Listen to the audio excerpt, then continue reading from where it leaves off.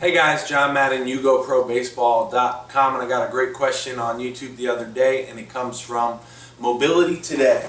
He says, when you made the transition to 60-foot pitching mound, what did you do to get there?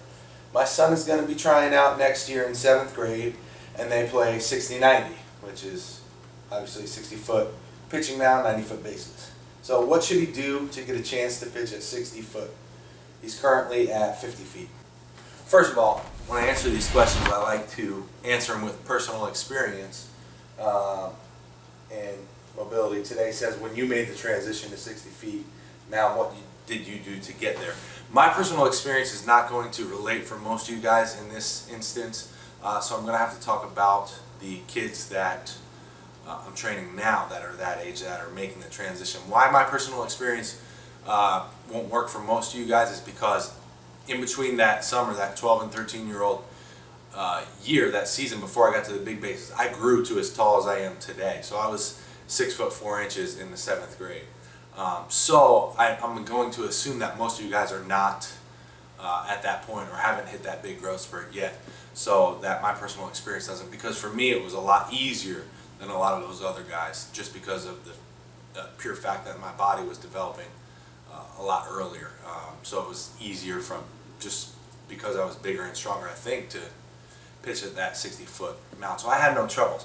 But the guys that I'm seeing and working with today, a lot of those guys have not hit that growth spurt yet, and they are going to be transitioning from that 50-foot to that 60-foot mound. And in Florida, I know some states are different, but in Florida we go 46 feet for Little League, 50 feet for travel ball, and then straight to 60 feet for juniors, or that 13-year-old age.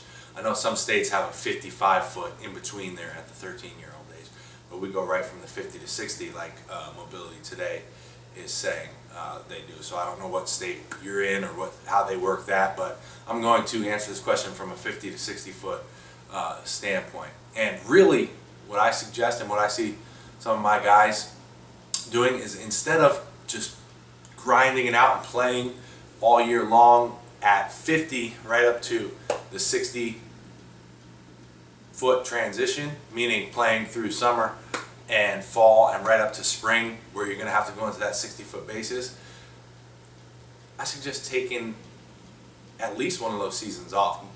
Definitely the fall season before you get into that spring season, maybe that summer season too, so you can work on more of the developmental side as opposed to just playing, getting game reps and stuff. Because I mean, you can practice, you can play games all you want right up until you switch over to the 60 mound, but that's not going to help you making that transition to the 60-foot mound. You're going to obviously get better at that 50-foot mound, but in a few months you're going to have to pitch on that 60-foot mound. So what I suggest is at least taking that fall season off and working on the development side of things. And what I mean by that is, you know, if you haven't finished growing yet, you can do some speed and agility exercises. Definitely some abs are great.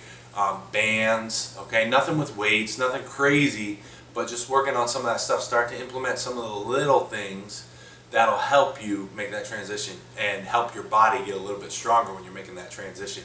And then also start to build yourself up as far as bullpens go up to your 60-foot season, so that when you come time for that 60-foot season, not only are you prepared, your arm is ready to pitch a few innings at that distance, but you've already backed yourself up gradually to that spot, so that 60-foot distance is not going to be anything new to you or too challenging. So basically you just want to prepare yourself for that and give yourself enough time to do that. Don't just procrastinate it and go from that end of that summer season or the end of that fall season right into it, because you're not going to have any time. Okay, yeah, your arm might be in shape, but you're not going to be used to that 60-foot distance. So, you know, play it smart. Take it off, work on the development side, and start adding in those little things. You know, the little things, the bands, the abs, the body weight stuff, just to get you to help.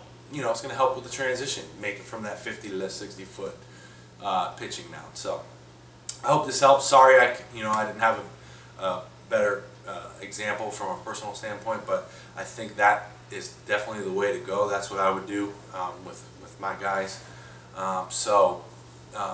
If you have any more questions, just leave them below. If you haven't already subscribed, And definitely please join the newsletter at yougoprobaseball.com, and I hope to talk to you guys soon. Thanks. If you found this video helpful, please subscribe and then join the free newsletter at yougoprobaseball.com.